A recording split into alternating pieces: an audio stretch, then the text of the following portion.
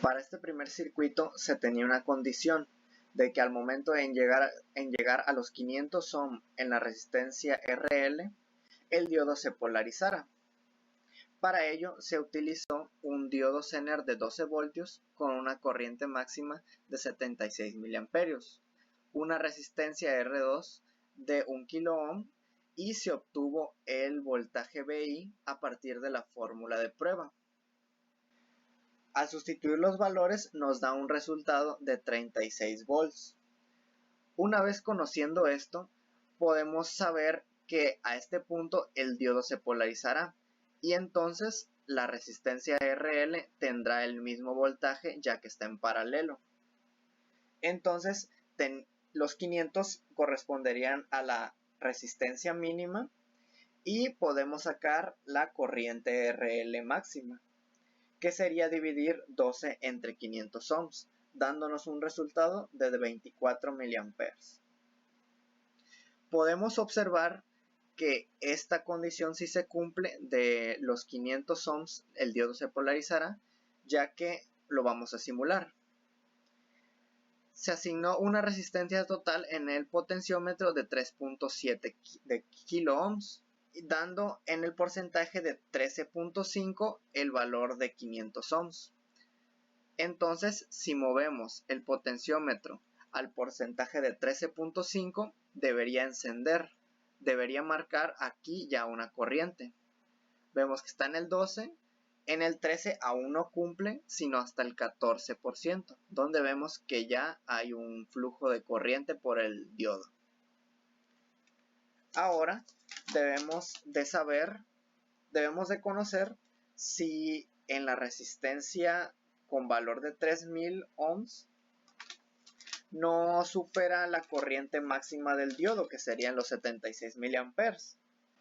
Para ello tenemos que hacer un análisis nodal en este punto y debemos de sacar la intensidad de RL cuando tenga esta resistencia y la intensidad de la resistencia 2.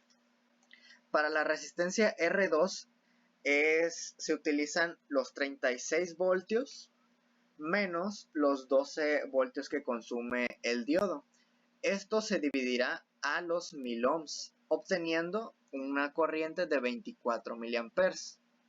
Y para la intensidad RL se utilizarán los 12 voltios del mismo diodo divididos entre los 3 kilo ohms, dando un resultado de 4 miliamperes en ese punto. Acercamos el potenciómetro a esa cantidad, siendo el 81% el que corresponde, y podemos ver que ocurren los 4 miliamperios. Entonces, al hacer el despeje de IZ en este nodo, nos da un resultado de 20 miliamperios, que corresponde a un valor aceptado para que fluya la corriente y no se queme el diodo, ya que el máximo son 76 miliamperes. Y bueno, para el segundo circuito nosotros tenemos un regulador de voltaje donde nosotros diseñamos el circuito y le dimos los valores a los componentes, donde la fuente de corriente directa es de 50 volts, la resistencia tiene un valor comercial de 220 ohms y el diodo Zener es un diodo llamado 1N4733A. Y el valor del potenciómetro se dará hasta el final, pero aunque aquí se ve que es de 270 ohms, este valor es un valor comercial, pero se dio por los valores de RL mínimo y RL máximo.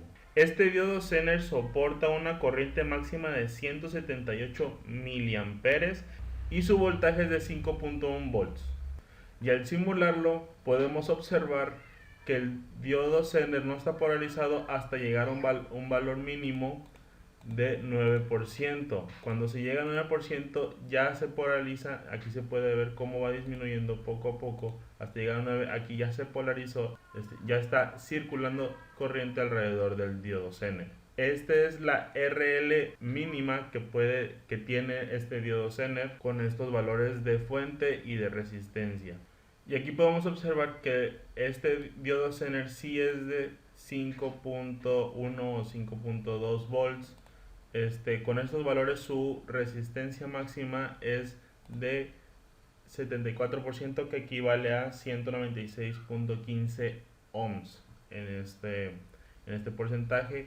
Se puede ir dando más valores, pero esto ya te asegura o ya te dice que el diodo Zener no lo va a soportar por los valores que obtuvimos de la tabla y que probablemente se va a quemar. Aunque es una simulación, aquí no va a suceder nada, pero este es el porcentaje máximo que puede llegar a soportar. Esta es la corriente máxima que puede llegar a soportar.